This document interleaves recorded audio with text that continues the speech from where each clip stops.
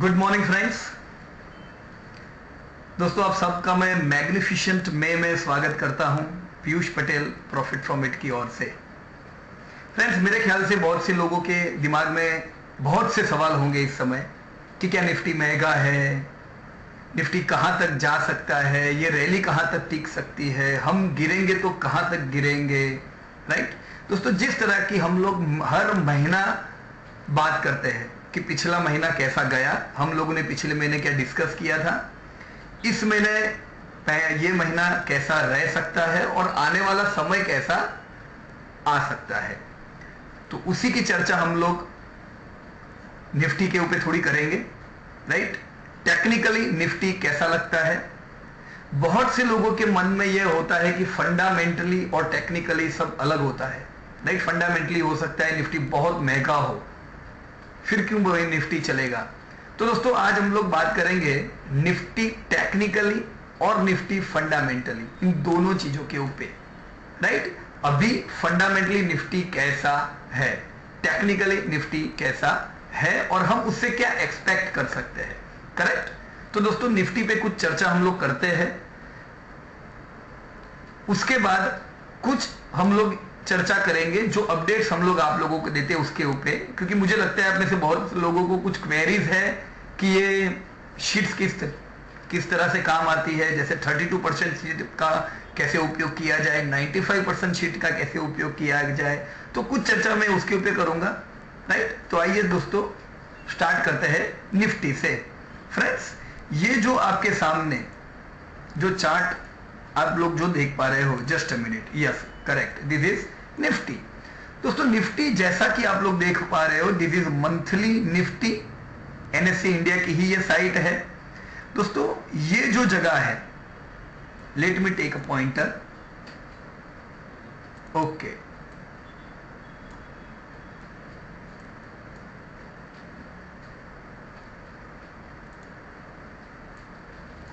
Yes see, जहां पे मैंने अभी पॉइंट किया हुआ है, निफ्टी बरसों तक एक लेवल पे रहा था। देन सिंस 2000 टू 2007 जो हमने बहुत बढ़िया रैली देखी, ये रैली 6350 तक की थी। 6350 की रैली के बाद अचानक बाजार 2007 में गिरा। दोस्तों आप लोग अगर गिनोगे तो 1 2 3 4 5 6 7 8 9 10 11 12 13, एग्जैक्ट 13 मंथ, 13 महीने तक मार्केट उस समय गिरा था। ये 13 महीने की मंदी के बाद अगेन रैली आई, पर हमें 2007 से लेके ये 2014 है, 2007 से 14 यानी 7 साल इस मंदी में से निकलने में हमें लगे। एक बार जब हम 6350 यानी जो हमारा 2007 का जो रेजिस्टेंस था 6350 के ऊपर पहली बार हम लोग 2014 में जब निकले, तो 13 महीने में 1 2 3 4 5 6 7 8 9 10 11 12 एंड 13, एग्जैक्ट 13 महीने में हम लोगों ने ये 6000 से लेके 9119 तक की ये रैली हम लोगों ने की थी। दोस्तों एग्जैक्ट 13 महीने तक की रैली, यानी ये था हमारा दोस्तों फर्स्ट वेव। फर्स्ट वेव माने बरसों की मंदी के बाद जब बाजार ने एक नई रैली के दौर में एंट्री ली, तो पहली एंट्री को हम लोग कहते हैं पहले वेव के माध्यम से, first wave. So it was the first wave, and during first wave Nifty rallied from 5500 to 9119 in 13 months, 13 महीने में। फ्रेंड्स, इस जबरदस्त रैली के बाद एग्जैक्ट अगेन 13 महीने की मंदी आई, 1 2 3 4 5 6 7 8 9 10 11 12 13, सॉरी मंदी नहीं कह सकते हम लोग इसको, 13 महीने का एक डाउनवर्ड करेक्शन आया। दोस्तों जैसे कभी भी जब रैली आती है तो लोगों के माइंड में यही सवाल होता है कि बहुत अच्छा बाजार चल रहा है, हम लोग जो भी लेंगे सब चलेगा। दोस्तों एक समय ऐसा आ जाता है जब बाजार बहुत ही ज्यादा एक्सपेंसिव हो जाता है और कोई भी रैली के बाद एक डाउनवर्ड करेक्शन आता है। तो ये जो डाउनवर्ड करेक्शन जो दोस्तों आया 13 महीने का था, 9119 से लेके एग्जैक्ट 13वां महीना हम 6825 तक गिरे। दोस्तों 6825, 13 महीने जो हम लोगों ने फॉल देखा, 13 महीने के बाद एग्जैक्ट 1 2 3 4 5 6 7 8 9 10 11 12 एंड 13, अभी पिछले महीने 13वां महीना खत्म हुआ दोस्तों, और हम वापस 13वें महीने में जहां से टूटे थे वहां वापस आके खड़े हो गए दोस्तों।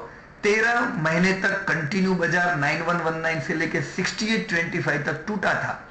उसी तरह से एग्जैक्ट 13 महीने में बाजार 6825 से लेके 9120 तक आया, यानी ये कहता है दोस्तों कि बाजार 100% रिट्रेस्ड हुआ। जितना बाजार 13 महीने में टूटा था उतना ही बाजार 13 महीने में रैली हुई। करेक्ट दोस्तों, इसी तरह से 13 मंथ साइकिल निफ्टी में हम लोग देख रहे हैं दोस्तों। हर 13th मंथ पे एक नया टर्न आता है दोस्तों, आइदर डाउन साइड और अप साइड। जो कि यहां पे 13वें महीने पे निफ्टी ने भी अपना टारगेट पूरा कर दिया है प्राइस वाइज, और निफ्टी ने अपना टारगेट पूरा कर दिया है पॉइंट वाइज, 100% रिट्रेसमेंट इन 100% टाइम। तो अब क्या, ये दोस्तों बहुत बड़ा सवाल है। करेक्ट, सेंसेक्स भी एग्जैक्ट 30,024 के ऊपर आ चुका है, यानी एग्जैक्ट हम लोग देखें तो Sensex Nifty both have retraced 100% in 100% of the time. Friends, ऐसा नहीं है कि रैली बहुत फास्ट आई है, पर ऐसा भी नहीं है कि मंदी बहुत फास्ट थी। अगर मंदी फास्ट होती तो 13 महीने में जो हम टूटे वो कवर होने में हमें 20 महीने लगते। करेक्ट, पर ऐसा बिल्कुल नहीं है। जो 13 महीने में टूटे वो हम 13 महीने में कवर कर चुके हैं, यानी हम लोग बड़ी मंदी को अवॉइड कर सकते हैं यहां पे। अब मई महीने में दोस्तों, मैग्निफिसेंट मई में हमें क्या ध्यान रखना होगा। अगर हम लोग सेंसेक्स ट्रैक करते हैं तो पूरा मई महीना 30,024 हमारे लिए बहुत इंपॉर्टेंट पॉइंट रहेगा, और निफ्टी ट्रैक करते हैं तो निफ्टी पिछले महीने का हाई 9376, करेक्ट, 9376 के ऊपर अगर निफ्टी ट्रेड करता है तो मैंने आपको मंथ की शुरुआत में ही ये अपडेट दिया था। Just a minute, yes, this update was of magnificent में, जिसमें हम लोग ने आपको ये दिया था कि हमने पिछले महीने क्या बात की, पिछले महीने क्या हुआ, और मई में हम क्या एक्सपेक्ट कर सकते हैं। राइट, तो मई में अगर बाजार 30,024 के ऊपर ट्रेड करता है, या निफ्टी 9367 नहीं 9367 के ऊपर अगर ट्रेड करता है तो हमारा मई महीने में इनिशियल टारगेट रह सकता है 9422, हम 9540 तक भी जा सकते हैं, और 9714 में भी फर्दर हम लोग 9714 तक भी फर्दर हम लोग जाएंगे फ्रेंड्स। लेकिन खास बात मई महीने की यह रहेगी कि अगर हम लोग 9367 के ऊपर टिकते हैं तो हमारा आने वाले 9 महीने का टारगेट 11,413 होना चाहिए। ये मैंने आपको एक पिक्चर के जरिए भी बताया था। सी, दिस वाज ऑल अबाउट, मेरे ख्याल से आप देख पा रहे होंगे। जस्ट मिनट, चेक करने दो मुझे। Yes, you can see this. Okay, so ये पिक्चर मैंने जो आपको भेजा था ये वही चित्र है जो अभी मैंने आपको निफ्टी में बताया। फिलहाल हम लोग यहाँ है। अगर हम 9367 के ऊपर ट्रेड करते हैं तो हम लोग एक्सपेक्ट करेंगे कि आने वाले 9 महीने में हम लोग 11,413 आए, and this will be third wave. पहली वेव हम लोगों ने 5000 से 911 तक की निफ्टी में देखी थी, जो 13 महीने की थी। सेकंड वेव जो था डाउनवर्ड करेक्शन का, डाउनवर्ड करेक्शन में 26 महीने गए दोस्तों। हमेशा ऐसा ही होता है, रैली हमेशा फास्ट होती है, डाउनवर्ड करेक्शन जो होता है तेजी के माहौल में वो स्लो होता है। स्लो यानी 26 महीने लगे निफ्टी को डाउनवर्ड करेक्ट होने में। 13 महीने में जो निफ्टी ने रैली की थी 26 महीने में भी वो नहीं तोड़ पाया। राइट, यही तेजी की निशानियां होती है दोस्तों। अब 26 महीने की ये बड़े डाउनवर्ड करेक्शन के बाद अगर हम लोग अगेन 9367 के ऊपर निकलते हैं तो हमें 11413 नेक्स्ट 9 मंथ का टारगेट रखना चाहिए। राइट, नेगेटिव तभी सोचेंगे अगर हम लोग 9075 के नीचे ट्रेड करते हैं तो क्यों 9075 दोस्तों? क्योंकि 9075 पिछले महीने का लो है। तो अगर हम लोग अप्रैल का लो ब्रेक करते हैं तो ही हम लोग एक्सपेक्ट करेंगे कि नेगेटिव बायस शुरू हुआ है और हम लोग सी लेग में एंटर हो सकते हैं, और सी लेग 8133 तक का रह सकता है, राइट? तो आप लोग ट्रैक करिएगा पूरा महीना कि क्या हम 9075 के नीचे जाते हैं या 9367 के ऊपर जाते हैं। 9367 के ऊपर टिकेंगे, then your highway should be clear till 11413, right? So this was all about magnificent में। पॉजिटिव सोचिएगा 9367 के ऊपर। लेकिन अब बहुत से लोगों के मन में यह सवाल है कि क्या निफ्टी बहुत महंगा है? तो इसका आंसर है बिल्कुल यस, निफ्टी एक्सपेंसिव था, एक्सपेंसिव है, तो फिर क्यों हम लोग 11,400 एक्सपेक्ट करेंगे? निफ्टी एक्सपेंसिव है तो भी, राइट? आइए दोस्तों उसके ऊपर हम चर्चा करते हैं। Let me show you this Excel sheet. I think this Excel sheet was updated by me during this month. Yes, यही एक्सेल शीट मैंने आप लोगों को अपडेट की थी दोस्तों। ये एक्सेल शीट में यहां मैंने पूरे साल लिखे हैं और यहाँ पे ईपीएस लिखा है। आप जैसे देख पा रहे हो 2001 में निफ्टी का ईपीएस था 64, 15-16 में 367 था। इससे पहले जब भी मैंने आपको ये शीट बताई होगी तो 15-16 तक की बताई होगी। 16-17 हम लोग एक्सपेक्ट करते थे, पर चूंकि अब 16-17 खत्म हो चुका है, 16-17 में निफ्टी का ईपीएस है 394। अब ये 394 का जो ईपीएस जो हुआ है वो अब तक के रिजल्ट देखने के बाद है दोस्तों। सारे रिजल्ट याद रखिएगा अनाउंस नहीं हुए हैं। Majority of result are still pending, so exact EPS we will calculate after all the result. हम लोग एनुअल रिजल्ट रिव्यू मीट में इस चीज के ऊपर चर्चा करेंगे। पर 16-17 खत्म हुआ है, रिजल्ट कुछ अनाउंस हुए हैं। स्कीम का मुताबिक 16-17 का ईपीएस 394 है। अगर 394 का ईपीएस है तो निफ्टी ने 7% का ग्रोथ पिछले साल किया है। This all things are about growth. ये है एवरेज ग्रोथ, यानी आप अगर एवरेज देखो तो पिछले 15 साल की एवरेज 10% से निफ्टी ग्रोथ कर रही है। जब हम 64 के ईपीएस पे थे तब निफ्टी 1000 से 1600 की रेंज में था। अब हर साल जैसे जैसे ईपीएस बढ़ता है निफ्टी भी उसी रेंज में चलता है, right? So this is Nifty. आप देख पा रहे होंगे किस तरह से निफ्टी हर साल बिहेव करता है। और ये जो कॉलम है ये निफ्टी हाई पी और निफ्टी का लो पी है। जैसा आप देख पा रहे हो एफ, ये सीरीज हाई पी की है।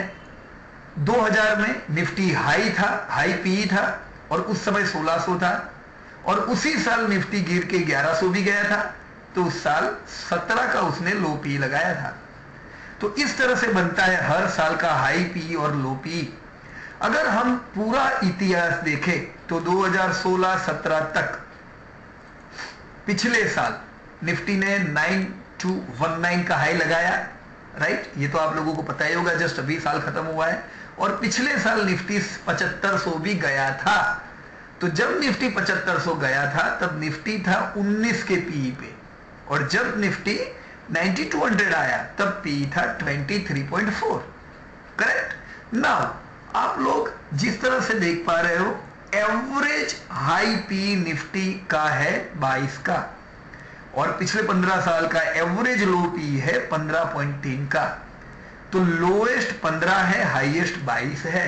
यानी जब जब हम लोग 22 के नजदीक ट्रेड करते हैं वी आर एक्सपेंसिव, और जब जब हम लोग 15 के नजदीक ट्रेड करते हैं वी आर चिप। इस साल हम लोग चिपेस्ट 19 के पी तक गए थे, 15 का पी पे नहीं गए थे, 19 तक गए थे, राइट फ्रेंड्स? सो हाई पी लो पी मैंने आपको बता दिया है। एवरेज जो पी होता है इन दोनों का एवरेज, उसको कहते हैं दोस्तों intrinsic value. Intrinsic value average P से ढूंढी जाती है। तो एवरेज पी आप लोगों को मिलता है 18.9 ऑफ निफ्टी। 18.9 के हिसाब से निफ्टी अगर आप लोग देखें तो पिछले साल एग्जैक्ट इंट्रिंसिक वैल्यू तक गया था 7500, राइट? और जब जब निफ्टी सस्ता होता है तब तक बाइंग बनती है, और जब जब निफ्टी महंगा होता है तब प्रॉफिट बुकिंग बनता है या होल्ड बनता है। पर कभी दोस्तों बाइंग महंगे पीई पे नहीं करनी चाहिए। Correct friends.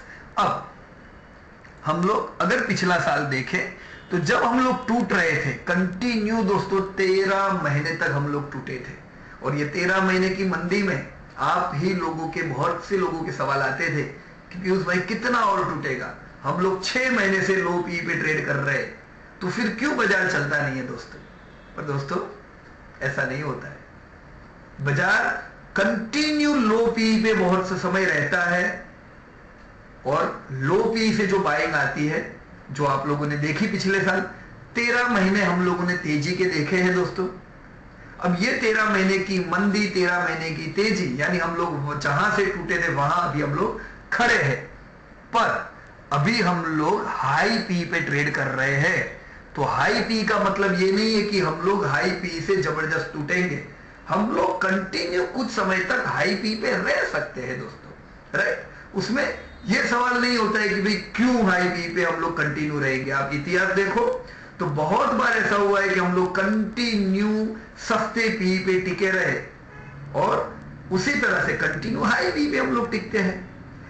यह हो सकता है कि अगर हम लोग इस बार 9267 के ऊपर टिकते हैं तो कंसिस्टेंटली अगला साल हमारा शुरुआत 17-18, जैसा आप लोग यहां पे देख पा रहे हो, let me go to bottom, 17-18 में एक्सपेक्ट करता हूं 13% की अर्निंग हो हमारी, यानी निफ्टी 13% की अर्निंग दे। उसके हिसाब से फॉरवर्ड ईपीएस हमारा 446 बनता है, तो 446 के हिसाब से वैसे भी 10,000 का टारगेट निफ्टी का फंडामेंटली भी बनता है। करेक्ट।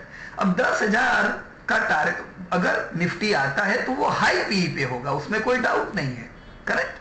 पर जैसा मैंने आपको बताया 9200 से 10,000 तक की भी जो रैली हमारी रहती है, ये कंटिन्यू हाई पी में रहती है, और 10,000 के निफ्टी पे भी हम लोग होंगे 23 के पी पे ही खाली। ऐसा नहीं है कि बाजार अगर 10,000 पे आ जाता है तो हम लोग 30 के पी पे चले जाएंगे, बिल्कुल नहीं दोस्तों, क्योंकि हमें 17-18 में 17-18 की फॉरवर्ड अर्निंग देखनी चाहिए। अब तक हम लोग 16-17 की अर्निंग देखते थे, अब जो कि हम 17-18 में एंटर हो चुके हैं, we should check 17-18 forward EPS. Correct friends. तो इसके हिसाब से 17-18 की हमारी रेंज बनती है 10,000 से लेके 6835 तक की। जरूरी नहीं है 10,000 आए, ये भी जरूरी नहीं है कि 6800 आए, क्योंकि जरूरी नहीं है कि हर साल पूरा हाई पी पे बाजार जाए या पूरा लो पी पे बाजार जाए। पर जो कि मार्केट अच्छे मौसम में है, हम एक्सपेक्ट कर सकते हैं कि बाजार 22 के पी पे रहे तो भी 10,000 पे पहुंच सकता है। 68 आने के लिए उसको 15 का पी आना पड़ेगा। अब 15 का पी आए नहीं आए, इंट्रिंसिक वैल्यू जरूर निफ्टी की आती है। इंट्रिंसिक वैल्यू 17-18 की बनती है 19 यानी 18.9 के हिसाब से 8444। तो हम लोग जब भी 8400 से लेके 10,000 के रेंज में होंगे, this can never be a buying range. जो हमने पिछले साल जो 26 महीने की मंदी में जो हमने लिया हुआ है, उसको हम लोग प्रॉफिट बुकिंग जरूर कर सकते हैं। फ्रेंड्स, बाइंग रेंज हमारी बनती है 8444 के नीचे ही, राइट। 8400 पे अगर हम लोग बाय करते हैं, then only it could be a in buying at intrinsic value. Just a minute friends, okay, या सॉरी फॉर डिस्टर्बेंस। तो ये था दोस्तों निफ्टी। आप लोग इसी तरह से 2025 का निफ्टी का टारगेट ले सकते हो। अगर हम लोग सिर्फ 10% की अर्निंग के हिसाब से अगर चलते हैं, जैसा कि बाजार ने पिछले 15 साल से 10% की अर्निंग दी है, तो अगर मैं सिर्फ 10% की अर्निंग एक्सपेक्ट करूं तो 2025 में हमारा ईपीएस रह सकता है 971, और उसके हिसाब से 2025 की हमारी रेंज रह सकती है 21,900 से लेके 15,000 तक की निफ्टी की। Correct friends. So this was about fundamentally, यानी हमें प्लानिंग करना चाहिए कि बाजार अगर चलता है most welcome, it's good friends. पर मैं ये नहीं कहूंगा नहीं मोगू छे बाजार तो केम चाले, तो अंचई कहवाय, कसी अंचई ना कहवाय। बाजार मोगू छे तो मोगू रहे, बीजा 6 महीना मोघा रहશે, राइट। अगर बाजार महंगा है महंगा रह सकता है और ये कंसिस्टेंटली और 5-6 महीने बाजार महंगा रह के हमें 10,000 तक पहुंचा सकता है, right? So this was about Nifty. Plan your game according to this. And after Nifty मुझे आपको कुछ अपडेट्स जो हम लोग बताते हैं, मुझे लगता है आपको कुछ क्वेरी है, इसलिए आइए मैं आपकी कुछ क्वेरी क्लियर कर देता हूं. ये एक फाइल हम लोग अपडेट करते हैं रेगुलरली एनुअल रिजल्ट्स की. दोस्तों ये एनुअल रिजल्ट्स की फाइल क्या है? जैसे ही मैं रिजल्ट्स हम लोग चेक करते रहते हैं, हम लोग ये एनुअल फाइल में अपडेट करते रहते हैं फ्रेंड्स. तो आपको कभी भी आपकी कोई कंपनी चाहिए, जैसे मान लो चलिए यहाँ पे मैं आइसर मोटर में हूं, तो मुझे आइसर मोटर में क्वेरी है, तो सीधे सीधा ये शीट देख लीजिए. आइसर मोटर देखिए, दिया हुआ है कि भी बहुत बढ़िया रिजल्ट है आइसर मोटर का. आपको पता चल गया आइसर मोटर क्यों अच्छा है. आपको कौन से भाव पे लेना चाहिए वो मैं आपको लेवल दे देता हूं, right? But again friend, a question, ये कोई टिप नहीं है. हम लोग टिप देने का काम नहीं करते हैं. तो कभी ये नहीं सोचेगा कि भाई from profit from it we are getting tip. Friends, this is just for education. हमारा काम है आप लोगों को इंडिपेंडेंट बनाना. आप कुछ समय ट्रेनिंग्स लेके ऐसे इंडिपेंडेंट हो जाइए कि आपको भविष्य में किसी की जरूरत ना पड़े. आप खुद मुझे बोले यार पीयूष भाई आप अभी बैठो बाजू में, वी आर इंडिपेंडेंट. हम अपने डिसीजन से खुद काम कर सकते हैं, क्योंकि स्टॉक मार्केट में खुद के डिसीजंस पे काम करना लाभदायी है. अगर हम लोगों की टिप लेते हैं, वो टिप जो हमें मिली है वो कितनी व्याजबी है या उन्होंने क्या प्लानिंग से दी है, वो आपसे अच्छी तरह से जान सकते हैं. तो टिप लेने से बेहतर है मैं मेरा फाइनेंशियल प्लानिंग अपने हिसाब से करूं. Correct friends? सो ये एनुअल रिजल्ट का आप फायदा ले सकते हो. डेली इंडाइसिस हम लोग डेली अपडेट करते हैं, जिसमें आपको डेली निफ्टी की मूवमेंट पता चलती है, राइट? ये भी आप अपने आप गिन सकते हो, हमने आपको ट्रेनिंग दी हुई है. जस्ट आप अपनी लेवल मेरे लेवल से मिला के जान सकते हो कि कुछ गलती तो नहीं है, राइट? और ऐसा जरूर नहीं है कि आपसे ही गलती हो, मुझसे भी गलती हो सकती है. You can correct me, right? उसके अलावा जो हम लोग अपडेट देते हैं, these are positional stock with average potential of 32%, right? Again tip मत मानिएगा दोस्तों, आप लोगों को हमने सिखाया हुआ है कैसे ये कॉल निकालना है, राइट? तो ये कॉल आप चेक कीजिए अपने हिसाब से कि यस, क्या मैंने अगर ये कॉल दिया है, क्या ये जा सकता है 32%, करेक्ट? अब 32% क्यों? आप अगर जितने भी कॉल हमने दिए हुए, जो भी कॉल आपके इस स्टाइल से निकलेंगे, उनकी एवरेज गिनो तो 32% होती है, राइट? ये 32% की जो पोजिशनल कॉल है, ये स्टॉप लॉस से लेकर टारगेट में घूमते हैं. यानी बाजार जब अच्छा चलता होता है तब ये लोग टारगेट्स पे आते हैं, और बाजार जब बहुत जबरदस्त मार देता है तो ये सब लोग स्टॉप लॉस इस पे आते हैं. तो हमारा ये ध्यान रहना चाहिए इन कॉल्स में कि हम लोग स्टॉप लॉस के नजदीक अगर बाय करेंगे, that will be a very good potential. तो 32% नहीं, वो आपको 50% पोटेंशियल देगा. सो स्टॉप लॉस के नजदीक बाय कर सकते हैं, टारगेट तक ये जाएंगे. स्टॉप लॉस और टारगेट की जो रेंज है, ये साल में 2-3 बार ऐसा हो सकता है कि ये स्टॉप लॉस पे आए और टारगेट पे जाए, राइट? तो आप साल में 2-3 बार अपने स्टॉक को इस तरह से घुमा सकते हो, right? This was about 32% stock. उसी तरह से 65% के स्टॉक्स आते हैं, 63% पोटेंशियल वाले, 95% पोटेंशियल के, 150% पोटेंशियल के, राइट? ये सारे स्टॉक आप अपने आप ढूंढिए. It's very simple. We have taught you how to search this stock, right friends? Never depend on anybody. Okay friends, इतना है. बाकी चीजें हम लोग रेगुलरली वैसे भी हम लोग सब ट्रेनिंग्स करते रहते हैं. रिजल्ट रिव्यू मीट, ये सारे रिजल्ट जब अनाउंस हो जाएंगे दोस्तों, तो मेरा प्लानिंग है 3rd मई से हम लोग result review meeting all over India में स्टार्ट करेंगे. इन रिजल्ट रिव्यू मीट में हम लोग डिस्कस करेंगे कि कौन से है वेल्थ क्रिएटर और कौन से है वेल्थ डिस्ट्रॉयर. फ्रेंड्स, एक मेरी आपसे गुजारिश है, आप लोग अगर इन्वेस्टमेंट करते हो तो आपने देखा होगा कि आप लोगों ने, आप में से बहुत से लोगों ने अगर 2015 के हाई में भी इन्वेस्ट किया होता, तो जब बाजार टूटा तो आपका पोर्टफोलियो 15% डाउन भी होगा, और जब आज बाजार चल चुका है तो ये 15% अब भी हो गया होगा, राइट? तो दोस्तों इसी तरह से पोर्टफोलियो आपका, आप जो स्टॉक्स बाय करोगे इसी तरह से चलेगा. अगर आप अच्छे स्टॉक बाय करते हो तो मंदी में भी बचे रह सकते हैं. नहीं तो ऐसा नहीं होना चाहिए कि जब बाजार गिरा तो मेरे सब पैसे खाली हो गए, right? This is not a good planning friends. पैसे बहुत बड़ा लॉस उन्हीं को होता है जो कॉन्सेंट्रेटेड काम करते हैं। 2 या 3 स्टॉक में अगर हम इन्वेस्ट करते हैं, आप गलत भी होंगे, ऐसा जरूरी नहीं है कि आप हमेशा सही होंगे, राइट। स्टॉक मार्केट में हम लोग बिजनेसेस में इन्वेस्ट करते हैं, तो जब आप बिजनेस में इन्वेस्ट करते हो, बहुत सी बार आपने सोचा हो ऐसा नहीं होता है, तो बिजनेसेस जब यूटर्न लेते हैं तो आपको लॉस हो सकता है। इसीलिए हम लोग आपको कहते हैं कॉन्सेंट्रेशन 3-4 स्टॉक पे मत रखो, 20 से 25 स्टॉक में अपने पोर्टफोलियो को डिवाइड करो, ताकि अगर 2-3 कंपनियां आपको धोखा दे जाती है, देगी ही धोखा, अगर ये कंपनी आपको धोखा दे जाती है तो भी उससे आपको कोई बड़ा फर्क नहीं पड़ेगा। और आपकी ये जो 20-25 कंपनियां हैं उसमें कई कंपनियां 100% अपसाइड देगी, राइट। आप लोग 3-4 साल के व्यू पे चलोगे तो कई कंपनियां 500% अपसाइड पे आ जाएगी, राइट। और कई कंपनियां आपको मल्टी बैगर बनेगी दोस्तों। तो ऐसा मत कीजिएगा लोगों की तरह, 20 टका मिला अभी नहीं चला तो अभी ये टूट गया तो मेरा पैसे का क्या होगा, ऐसा नहीं है दोस्तों। Game the plan the game, अपने गेम को प्लान कीजिए कि जो मैं इन्वेस्ट कर रहा हूं ये मेरा पैसा, मैं 100% अपसाइड तो एक नॉर्मल चीज है, मैं 200, 300, 400% अपसाइड इसमें से लू, राइट। जरूरी नहीं हर एक में ऐसा होगा दोस्तों, कुछ चीजें धोखा दे जाएगी तो फिर इट्स ऑल राइट, राइट। कुछ स्टॉक धोखा देंगे आपको, राइट फ्रेंड्स। ये प्लान कीजिएगा इसमें कि जो स्टॉक में आप लोग काम करो ऐसे स्टॉक हो जो रिसेंट ब्रेकआउट के हो। रिसेंट ब्रेकआउट पे ज्यादा फोकस कीजिएगा, क्योंकि रिसेंट ब्रेकआउट देने के बाद जनरली हम लोग ने आपको सिखाया ही है कि 100% अपसाइड इज नॉर्मल। जो भी स्टॉक रिसेंट ब्रेकआउट देते हैं वो 100% अपसाइड आपको नॉर्मल केस में देते हैं।